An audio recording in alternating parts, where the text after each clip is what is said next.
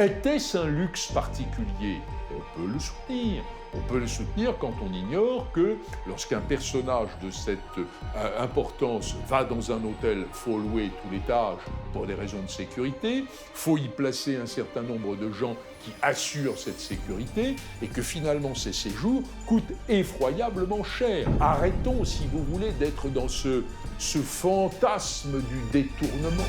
Carlos Ghosn occupait une position totalement exceptionnelle. Ces résidences étaient avant tout des lieux de représentation et de travail.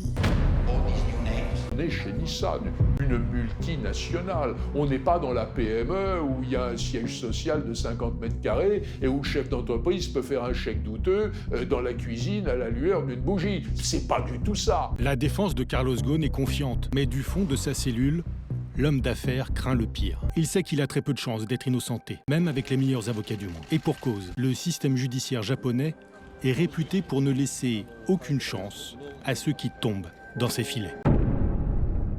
Ça a mis quand même en lumière la dureté d'un système japonais. Ce système judiciaire-là, il est très différent du système judiciaire français. Les Japonais condamnent 99,4% des personnes qu'ils poursuivent, ce qui est un taux de culpabilité jamais atteint dans les justices occidentales. On voit que, les grandes démocraties, comme le sont les États-Unis, comme le sont le Japon, elles ont des systèmes judiciaires qui ne sont pas l'exact équivalent de ceux qu'on connaît en France. C'est une justice de l'aveu, où la plupart des personnes mises en cause reconnaissent leur culpabilité. Et pourquoi avouent-elles? Parce qu'elles sont poussées à bout. Des gardes à vue de 20 jours. Ils obtiennent des aveux par la coercition psychologique, la coercition mentale, la coercition physique. Et qui font qu'au bout du compte, les gens craquent, préfèrent avouer et se soumettre.